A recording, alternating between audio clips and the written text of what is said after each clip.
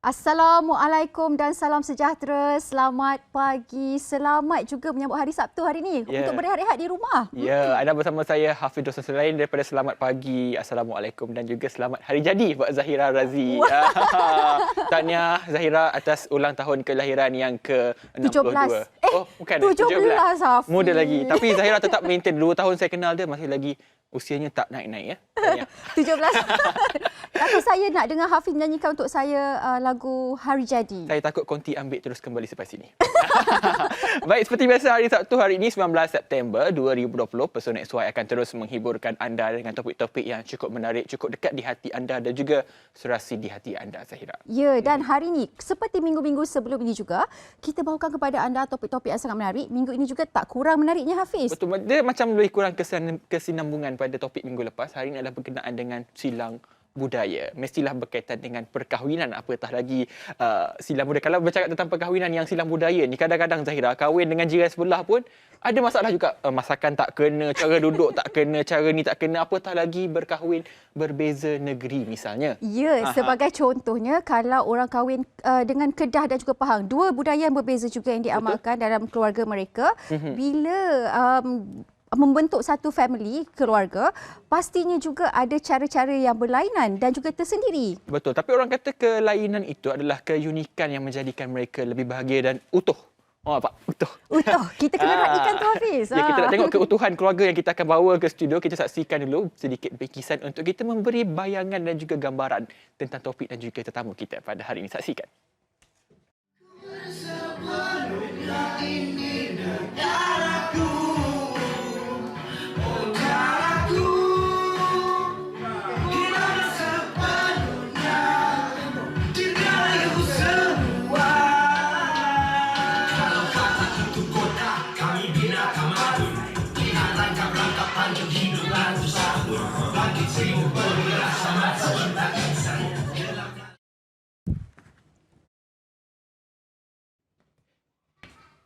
Baik, itu dia kemeriahan. Kemeriahannya, betul. Ramainya. Itu tadi saya kata perkahwinan antara dengan jiran. Zahira memberi contoh Johor kahwin dengan Kedah misalnya, Johor kahwin dengan Pahang misalnya. Ini lebih biasa Semenanjung kahwin dengan Borneo, Zahira. Ya, macam mana agaknya daripada segi makanan, daripada segi budaya. Saya tengok pakaian pun berbeza juga sebenarnya. Betul, memang satu perbezaan yang orang kata sangat besar. Bukannya sikit-sikit ni, memang betul-betul perbezaan yang secara totalnya.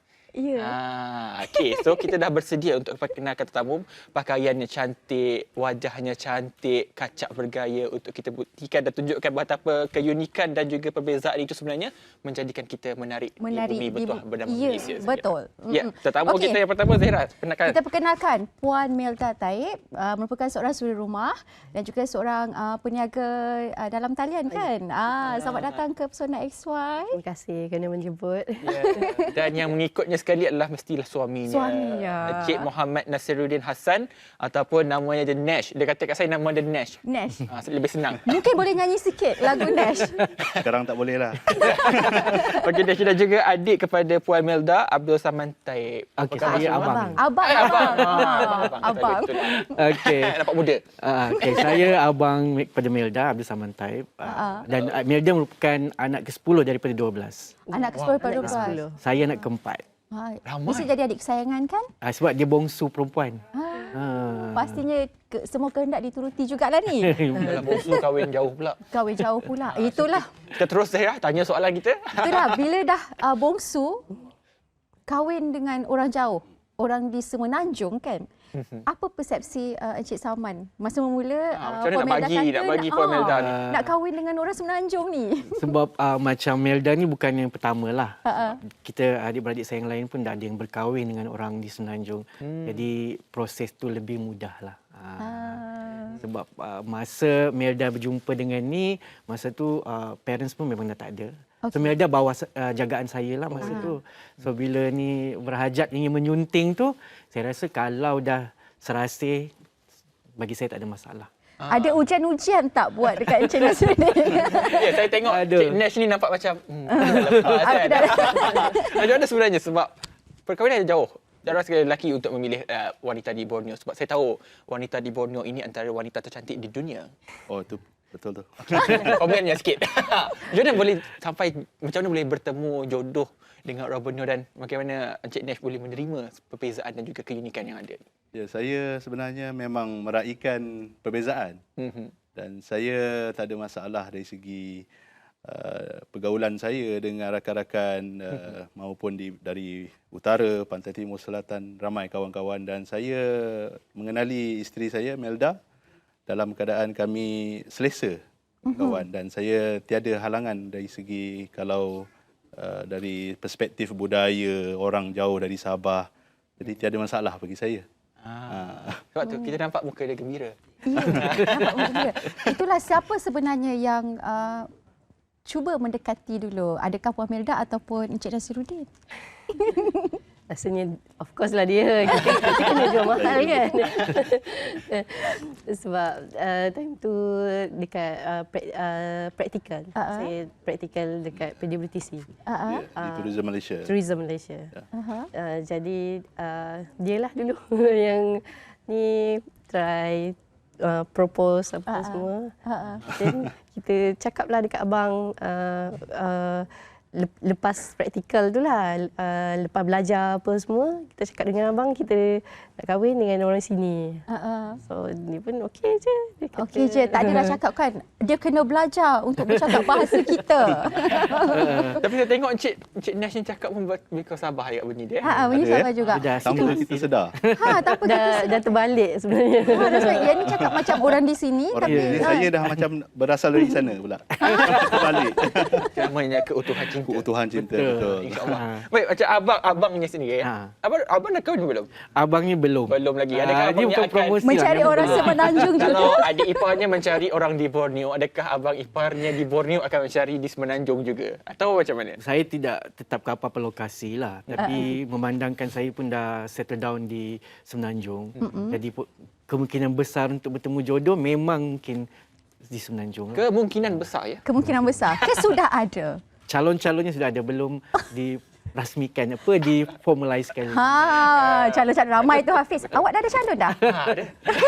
Tapi sebab saya tengok macam perkongsian abang Imelda sendiri di Instagram banyak travel, banyak mengemudi dan sebagainya. Boleh buat research ya. Kita stop. Baik Zara, kita utamakan yang kahwin sebab saya menariknya. Topik ni topik ya. Saya melihat kan yang kahwin ni, kalau macam saya kata dengan Zahira tadi, kalau kahwin dengan jiran sebelah pun ada isu perbezaan itu sendiri. Apatah lagi kahwin Semenanjung dan Borneo. Apa sebenarnya perbezaan pertama yang kalian berdua nampak daripada perkahwinan itu sendiri? Dari segi budaya, makanan mungkin. Bagi saya, pertama sekali makanan. Perbezaan tu ada sikit. Kemudian dari segi perkahwinan, majlis. Majlis perkahwinan tu dia ada elemen-elemen yang berbeza sikit. Lepas tu dari segi dialek, sudah pasti. Dan juga tradisi. Okey, macam kalau dalam perkahwinan orang di Semenanjung, orang Melayu lah sebagai contoh, kan setiap negeri pun ada dia punya keunikan masing-masing kan. Sebagai contoh kalau ada silat, ada pantun dan sebagainya. Kalau di Sabah, di Lahad Datu kan, terutamanya di Bajau Laut, apa dia punya keunikan dalam perkahwinan tu sendiri? Semasa majlis perkahwinan tu sendiri, kalau di Sabah ataupun di Bajau, di inilah majlis perkahwinan Bajau Laut, dia akan memberikan satu persembahan tarian mengalai, kita panggil. Mengalai ni maknanya bukan setakat belah keluarga, pengantin akan membuat tarian kepada tetamu lah. Dan tetamu akan duduk beramai-ramai dan pengantin akan buat tarian mengalai tu. Kemudian ada juga budaya memberi tips hadiah. Bagi ampau tu. Dia selitkan duit dekat jari. Itu yang keunikan dia tu. Dia macam salang kaut dah ni. Lebih kuranglah salang kaut. Setiap pasangan untuk mengalai, lepas tu dia akan selitkan duit. Jadi maknanya kita ada penghargaan lah kepada mereka buat persembahan tu. Betul. Saya nak kacau sikit Puan Melda ni. Berbeza budaya tu pasti macam paling penting adalah paling paling common sekali dalam bila kahwin adalah masakan misalnya. Betul. Masakan cerewet tak Cik Abang dia dari segi makanan dari segi Sarawak ataupun Sabah itu sendiri kepada yang berasal daripada Semenanjung ni? Alhamdulillah, dia sejenis yang Makan apa je? Makan apa saja. Dia makanan Jepun ke apa ke semua dia boleh makan. Jadi macam Sabahan punya pun dia boleh makan. Latok, putu. Putu kan sejenis ubi. Kalau ambuyat, Ambuyat dia belum pernah try lagi sebab itu ambuyat bukan tradisi Bajau. Untuk Kadazan punya. untuk Kadazan punya. Oh, jadi itu ada beza juga tu. Abang dia pun sengih je. Ada benda dia nak kongsikan tentang keunikan di Semenanjung walaupun mereka ini berasal daripada Borneo. Namun Borneo. kita berehat dulu seketika sebab banyak lagi gugusan-gugusan soalan kita untuk kita taburkan kepada tetamu kita yang cukup istimewa ini. Kembali selepas ini dalam Pesona SY.